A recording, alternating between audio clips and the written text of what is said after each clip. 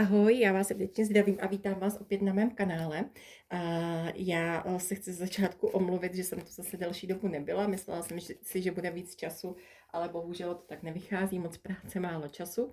Tak doufám, že už to teďka bude lepší. Samozřejmě, ale k osobním výkladům jsem neustále k dispozici, ty jsou u mě, myslím, velice rychle hotové, takže kdo by měl zájem, e-mail je vždycky v popisku každého videa. Já tentokrát přicházím s ročními výklady pro každé znamení, podíváme se, co v těch kolektivních energiích každé to znamení čeká a vždycky budu vykládat jednu cikánskou kartu na každý měsíc a kdyby jsme potřebovali, tak si doložíme z Lenormand karet. Tak začínáme ohnivými znameními. Ahoj, já tu vítám Berany a vítám vás u vaší roční predikce na rok 2026. Podíváme se, co v kolektivních energiích čeká vaše znamení. Hlavně v lásce a vztazích uvidíme, co se nám tam ukáže, když tak i ostatního. Jinak víte, jak říkám, jedná se o kolektivní výklad, tudíž nemůžete rezonovat s každým. Od toho jsou když tak osobní výklady, takže v případě zájmu mě neváhejte kontaktovat. Já už jsem si kartičky předmíchala, abych vás vlastně tímto nezdržovala a můžeme se vrhnout na výklad. Takže, milí beránci, leden, únor. Já vidím, že tady máte nějakého mladšího muže, nějakou nabídku, může k vám přijít nějaká nabídka lásky od mladšího muže, případně přemýšlíte nad nějakým mužem, který je od vás mladší, kterýho třeba byste chtěli, do kterého jste zamilovaný, po kterým toužíte, prostě, že vám třeba, že třeba spolu budete, jo, ale momentálně já ho tady vidím prostě ještě otočenýho k vám zády, takže bych neřekla, že jste jakoby v tom partnerském vztahu, ale stále nad ním přemýšlíte, případně prostě může se to jakoby během toho ledna, února rozjet, že tady nějaká ta nabídka od něj přijde. Jo, ale není to ještě, že byste v tom vztahu byli. Tak, podíváme se, co nám tady k tomu nabídne Lenormand karta. Máme tady k tomu kartu zahrady, což je vlastně krásná karta. Ta vlastně právě jakoby mluví o tom setkávání, schůzky, jo, rande, povyražení, takže může se to tady jakoby rozjet. Říkám, ještě tady ten člověk vám stojí zády, tudíž nejste v oficiálním partnerství, ale tady by se to jakoby na začátku toho roku mohlo nějak prostě rozjet. Jsou tady prostě návštěvy, setkávání, poznávání, jo. Je tady na nějakých veřejných místech, jo, můžete jít prostě na procházku někam. Prostě je to tady to zbližování, jo. Pro někoho z vás to může být i třeba doba odpočinku, nějaká dovolená. Během toho března tady máme pozor nějaké konflikty a hádky, nějaké nepříjemnosti, jo. Nejde mi to spíš jako s vaším partnerem, ale spíš třeba pozor, vy, kdo jste třeba v trojúhelníkových vztazích, tak může to být třeba hádky s nějakou tou oficiální partnerkou nebo s milenkou, záleží jakoby v jakém jste vztahu, jo. Takže pozor tady na nějaké konflikty, může se jednat i o konflikty právě ohledně narušení třeba důvěry, věrnosti, že zjistíte prostě třeba, že vás partner podvádí, nebo zjistíte, že prostě s někým se vídáte a že prostě třeba se vídá ještě s někým jiným, nebo o koho máte zájem, jo.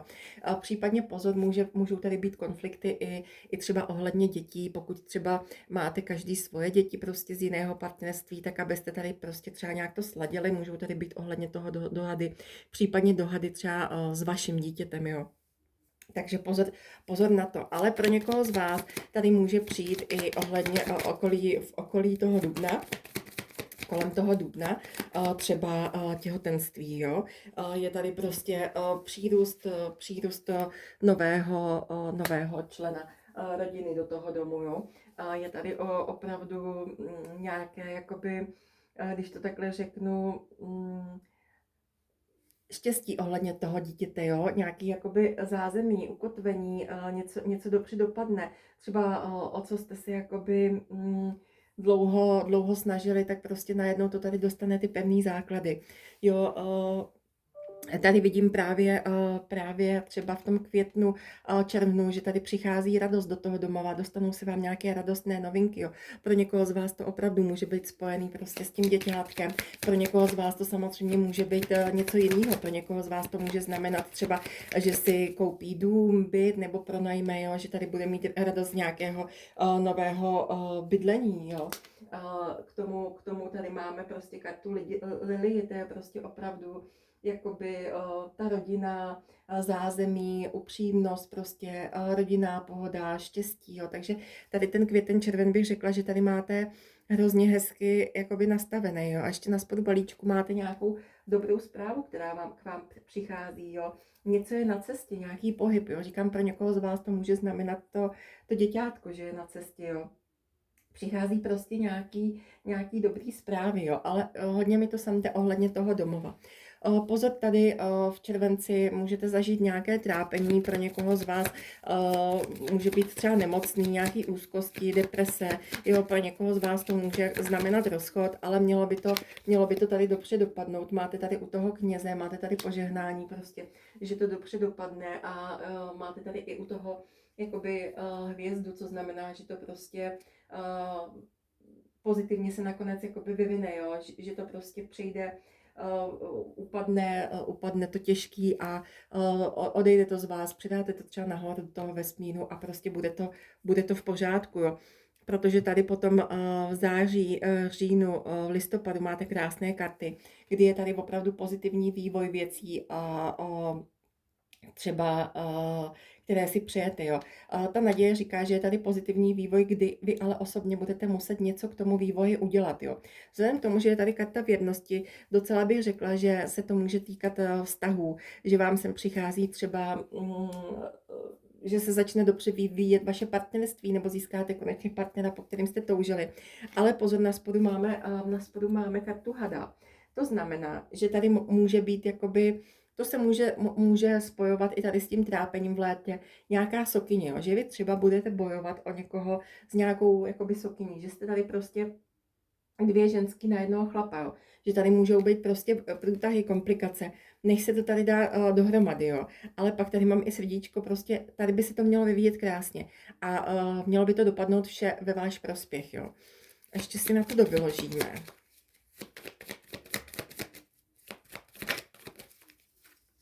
Jo, přesně, tady je nějaká prostě ta liška podšitá, jo. Je tady prostě nějaká zákeřná osoba, jo. Někdo vám nepřeje, někdo vám to prostě kazí, jo. Ale říkám, mělo by to dopadnout dobře. Jo, měli byste prostě z toho vzejít vítězně vy, jo. No a máte tady sluníčko, prostě dopadne to dobře k vašemu potěšení, takže ten závěr roku by měl být hezký. Prosinec tady máme ve fázi ukončování, vy, kteří prostě nemáte ty vztahy na pevných základech, tak tady se to může ukončit. Zároveň pro někoho z vás tady může mít nějaké soudní vyjednávání, soudní spory, jo. No, máme tady k tomu kartu rakev, prostě, která říká opravdu, že končí něco, co prostě nestálo na pevných základech, nebo může to znamenat i vaší jakoby transformaci, ukončení prostě něčeho, co už vám neslouží, jo. Třeba prostě tady přicházíte do toho hezkého vztahu, začne se vám tady dařit a tady prostě ukončíte tím jakoby jeden ten proces třeba trápení, jo. Každý si to prostě vložte do toho, co vám sedí. Je tady prostě nějaká změna jakoby od základu, že se prostě něco změní, jo. Tak, dáme si ještě, co pak si k tomu dáme. Dáme si tady jednu kartičku poselství. Poselství ducha. Takže vy tady máte kartu sexuality, takže váš rok bude asi velice sexuálně nabitý.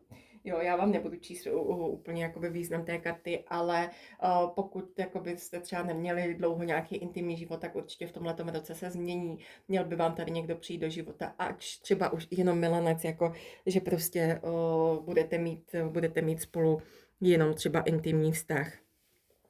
Tak, co si tady dáme? Dáme si tady kartičku moudrost duše ještě. Co by vám chtěla povědět?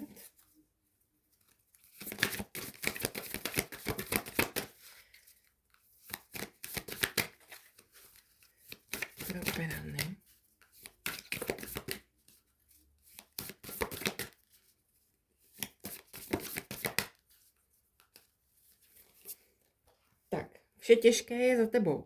Vždy při tobě někdo stojí. Podpora, úleva, jaké myšlenky ti dodávají sílu. Takže vy budete nejspíš prožívat nějaký transformační rok, jo. Že tady všechno těžký prostě v tom roce bude za váma, jo. Jak jsem říkala, tady mi přichází i prostě ta silná transformace na konci toho roku. Takže pro vás tady určitě to bude velice zajímavý. A zároveň bych řekla transformační rok. Tak, dáme si ještě rady andělů, co by vám tady na ten rok chtěli vzkázat. Rady andělů probraný. Takže máte tady zlepšení zdraví, to je moc hezké.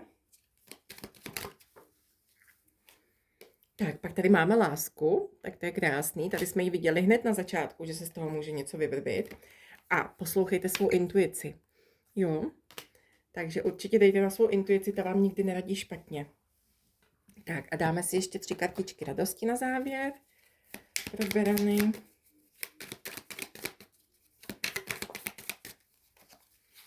Takže máme tady meditace.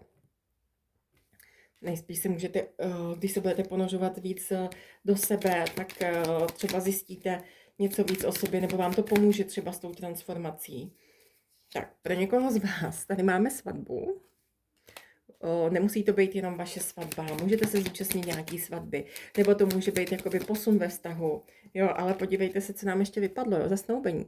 Takže někdo z vás se může zároveň zasnoubit, zároveň vdávat, jo. Takže to je moc krásný.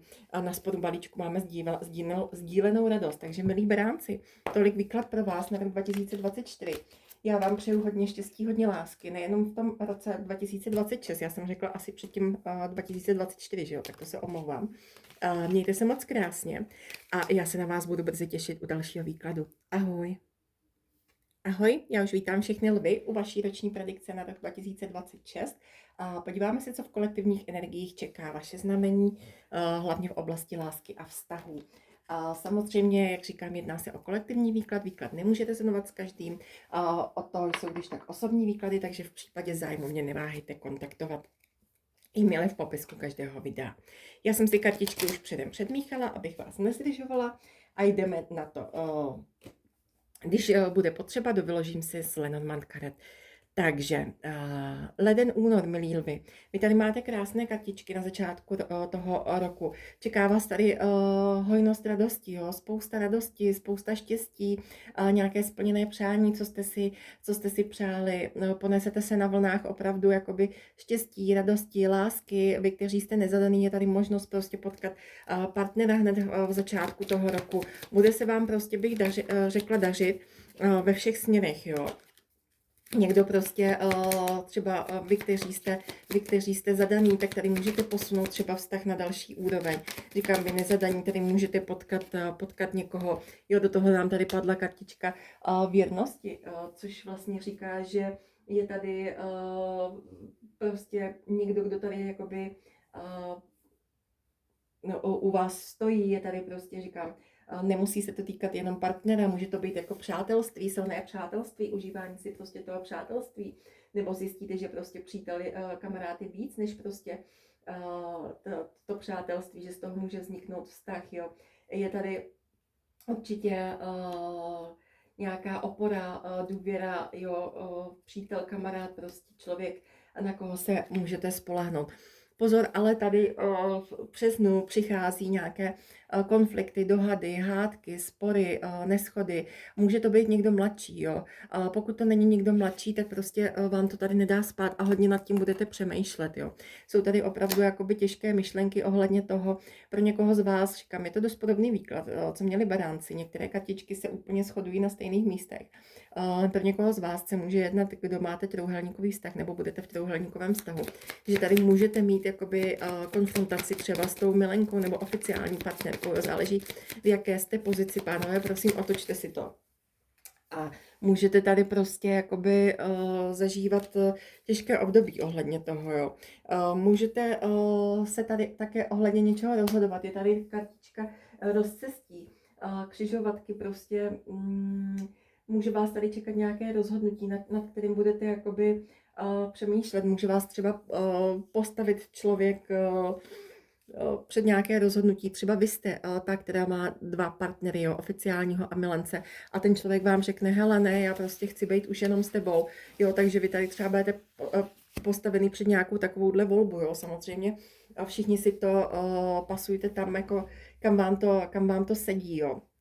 Ale tady pokračujeme prostě v tom květnu, červnu nějakým tím trápením, jo, jsou tady úzkosti, jsou tady deprese, je tady nespavost, jo, že z toho můžete být klidně až nemocný, můžou tady se během toho léta přidat nějaký jakoby klepy, že prostě, já nevím, říkám, teď budu dávat příklad ohledně těch trojúhelníkových vztahů, jo, helejte se, to je ta, co rozvrátila rodinu, nebo nějaký takovýhle podobný situace. Já bych řekla, že tady budete jakoby, řekla bych, že se to hodně týká těch trojúhelníků. Jo, pokud je to tam takhle, tak tady to nebude jakoby jednoduchý od toho jara léto, jo. Jsou tady prostě klepy, hádky, jo, útoky. Pozor, může tady jakoby v partnerství hrozit také jakoby třeba nebezpečí, prostě třeba nějaké pauzy, rozchodu, jo, nemoc pěkných jako situací, říkám, mám tady konfliktní energie, dohady prostě, konflikty, jo, pozor třeba na nějaké i závislosti, jo, tady s těma rybičkama prostě, abyste třeba v partnerství neřešili, já nevím, alkohol, gamblerství, něco takového, jo, aby vám tady třeba nedělalo starosti, nebo ohledně jakoby majetku jste se třeba dohadovali, jo, nebo nedej bože nějaký drogy a tadyhleto. Ale tady už se to pak jakoby konec toho léta, srpen, září, říjen, listopad, prosinec, to už máte tady nádherné karty. Vše se obrací v lepší. Tady ta naděje říká, že je tady pozitivní vývoj, k kterému ale budete vy muset přispět svojí jakoby nějakou snahou. Něco pro to budete muset udělat. Nepřijde to samo, bude to prostě z vaší iniciativy ten pozitivní vývoj. A pak tady máme nádherné karty. Je tady splněné přání, splněné partnerství, jo, pokud jakoby tady byly nějaké hádky v partnerství, tak tady by se to mělo vystabilizovat. Pro někoho z vás je tady těhotenství, jo, splněné prostě přání, je tady u toho požehnání, takže pokud tam byly nějaké problémy třeba s otěhotněním, tak tady u vás stojí prostě silná ochrana, kdy prostě se vám to podaří. Je tady třeba nějaká dovolená, cestování, jo, nějaký třeba pro někoho z vás je tady třeba partner z ciziny, který se za vámi vrátí, jo, příjemné překvapení, prostě nějaký pohyb toho partnerství, zároveň příchod nových věcí do života, jo, to tady jde jakoby když tak s tím těhotenstvím pro někoho z vás, jo, ale máte tady opravdu nějaké krásné požehnání, jo. Zároveň tady máme kartu pozitivních zpráv a tady máme ještě pod tím kartičku dopisu, takže vám sem jdou ke konci roku nějaké velmi pozitivní, kladné zprávy, jo, které vás rozhodně potěší. Je to prostě něco se dozvíte, co bude takový jako třeba podle vašich představ, nebo nějakou, zjistíte, že něco je na cestě, nějaký pohyb, jo, tady se opravdu třeba někdo můžete dozvědět koncem toho roku, že jste těhotný, jo. Takže já si myslím, pro lvíčky nakonec to vyšlo jakoby pozitivně. Tady v tom létě je tady trošku toho trápení, uvidíte, čeho se to bude týkat. Každý si to zasaďte do té své situace, ale měli byste to zvládnout. A konec roku tady máte nádherný opět psaní, jo. Máme tady 3krát psaní, takže vás tady čeká určitě nějaké důležité psaní. A na spodu máme víru. Pokud se to netýká toho těhotenství, jako věř, prostě dostaneš tady tu dobrou zprávu o tom, že jsi těhotný, tak vsaďte si to do té své situace, čeho se to týká, jo. Třeba říkám, někomu se může ozvat partnerství ciziny, jo, po dlouhé době, nebo někdo prostě, o kom jste třeba dlouho neslyšeli, jo. Tak dáme si kartičku moudrost duše. Co nám tady chce říct? Změna prostředí. Odvaha udělat změnu, nové vhledy, aktivita. Jo, vy třeba možná budete cestovat do ciziny, nebo vám prostě pomůže, když někam odjedete, jo. Vypnete, přestanete prostě třeba přemýšlet tolik nad problémama. Mně třeba strašně moc pomáhá vždycky odjet k moři, tam úplně vypnu, jo. Myšlenky jsou úplně jiný, veškeré psychické problémy zmizí, prostě naprosto mi to pomáhá, ale každý znáte prostě sebe a víte, co komu pomáhá. Tak, podíváme se, co by nám poradili andělci na ten rok. Jaké tady má doporučení rady na rok 2026. Máte tady jedno velké ano. Takže pokud se ptáte na nějakou otázku, odpověď je ano v tomhletom roce 2026. Tak, máme tady čekejte. Dáme si ještě jednu. A máme tady zlepšení zdraví, to měli taky beránci, to je moc hezký. A na spodu máme druhé ano, jo.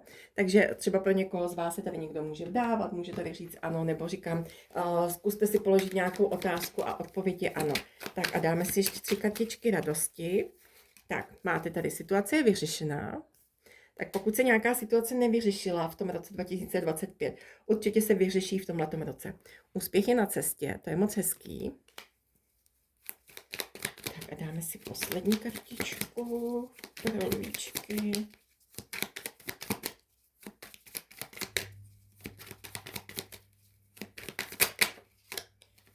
Tak a co pak tady máme? Máme tady vnitřní klid. Jo, možná, jak tady máte nějaký ty dohady a takhle, to, že prostě by vám pomohlo dát se prostě do nějakého klidu, říkám, máte tady třeba s tím cestování, jo, třeba někam odjet, prostě sklidnit tu psychiku, určitě by vám to pomohlo. Tak, lvíčci, tolik výklad pro vás na rok 2026. Já vám moc děkuji za shlédnutí. Mějte se moc krásně a já se budu těšit zase u dalšího výkladu. Ahoj. Ahoj, já vítám střelce u vaší roční predikce. Podíváme se, co vás v roce 2026 čeká v kolektivních energiích, hlavně v lásce a vztazích a uvidíme, co dalšího se nám tam ukáže. Já už jsem si kartičky předmíchala, kdyby bylo potřeba, tak si ještě to vyložím z Lenormand karet a vrhneme se na vaší predikci. Samozřejmě je to kolektivní výklad, nemůže rezonovat s každým, od toho jsou když tak osobní výklady, takže e-maily, když tak v popisku videa, kdo by měl zájem. Tak, milí střelci. V lednu, v únoru my tady máme nějakého staršího muže, na kterého si myslíte, nebo je to váš partner, možná tady jakoby byly nějaký neschody, jste krátce v odloučení. Mně tady jakoby se ukazuje, že myslíte prostě na někoho staršího, někdo vás prostě vábí, nebo někdo vám jakoby nadbíhá. Ještě vás tady nevidím oficiálně spolu, ale řekla bych, že se to tady může rozjíždět. Můžete se seznámit, můžete si dopisovat, může to být taková oťukávačka, ale ještě tady nevidím prostě z vás oficiální pár. Ten člověk je tady k vám zády. Ale v březnu bych řekla, že se to tady mění a vy, kteří jste nezadaní, tady můžete se s někým starším stát oficiálními partneři. Určitě to není někdo přelétavý, je to člověk, který prostě to s vámi myslí vážně. Pro někoho z vás je tady v tom únoru, březnu možnost žádosti o ruku. Jo? Je tady Valentín, takže je tady možné, že tady přijde nějaká žádost o ruku. Podíváme se ještě, co by nám k tomu řekly Lenormand kartičky.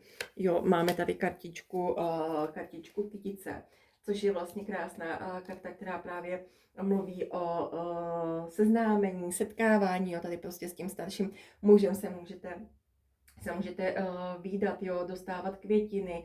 Pro někoho z vás ta kartička kytice mluví i o zásnubách, jak jsem tady o tom mluvila, jo, nějaké úspěchy, oslavy, příjemné události, jo. Takže to nám tady krásně vychází, že ten začátek roku by měl být určitě v pozitivních energiích a pro ty nezadané by měl být i možností prostě jít do vztahu s někým starším, jo.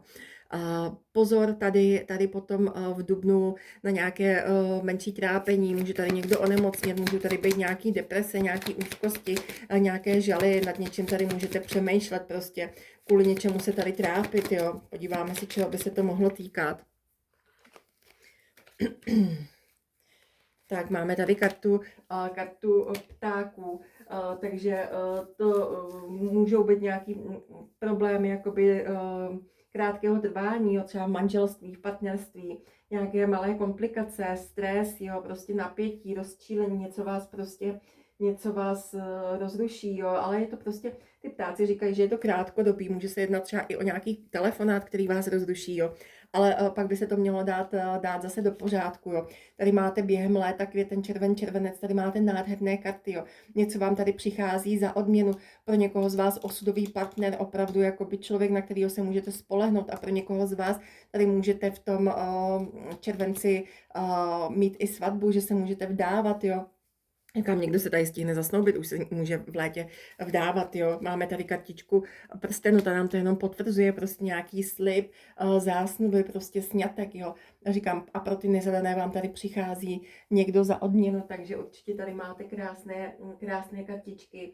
Je tady nějaké to spojení, sjednocení, naplnění, jo, prostě hlavně spolehlivost a věrnost.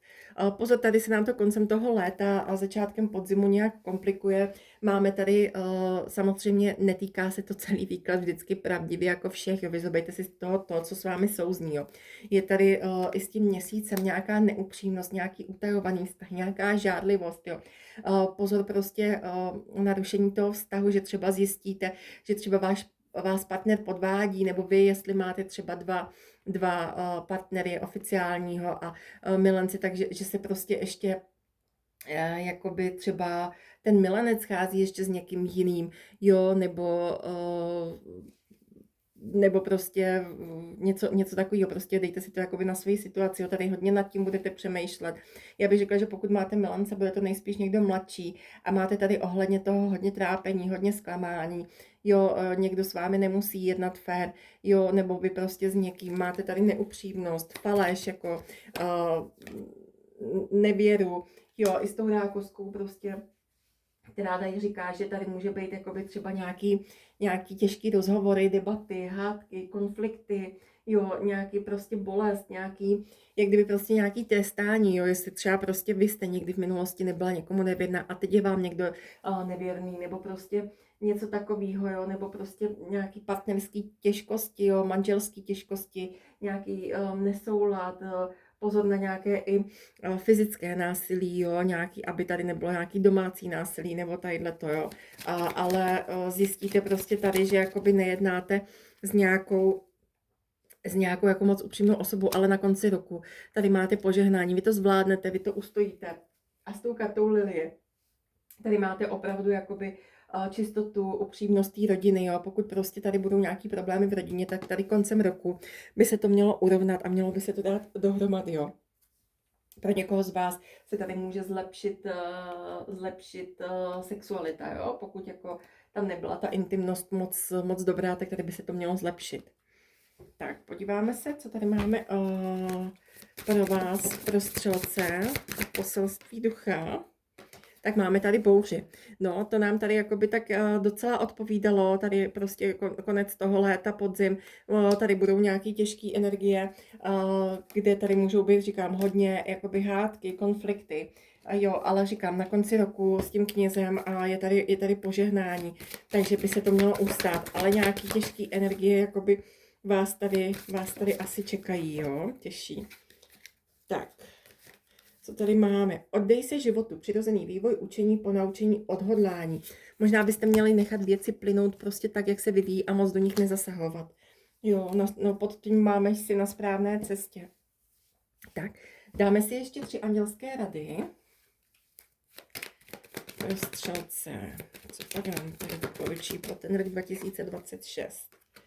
Tak, máme tady, přichází nám nějaká příležitost do života.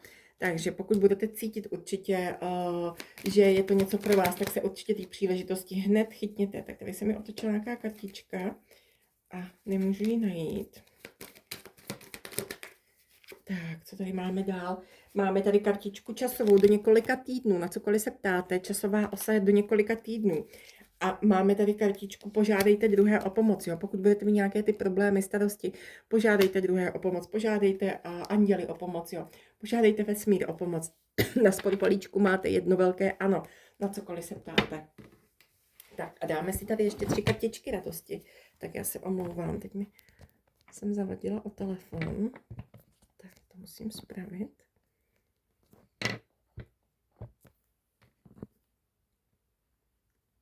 Snad je to lepší.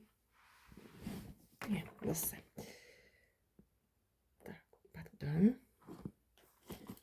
Teď mám totiž takových kabelů, tak vždycky zavadím o kabel, tak se omlouvám.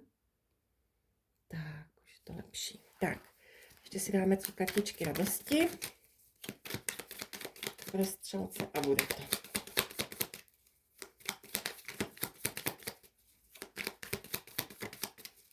Takže Máme tady plodnost.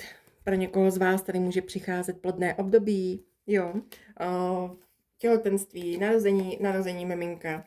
Do toho tady máme nové začátky, tak to může s tím být spojený, případně nové začátky v partnerství, nový partner.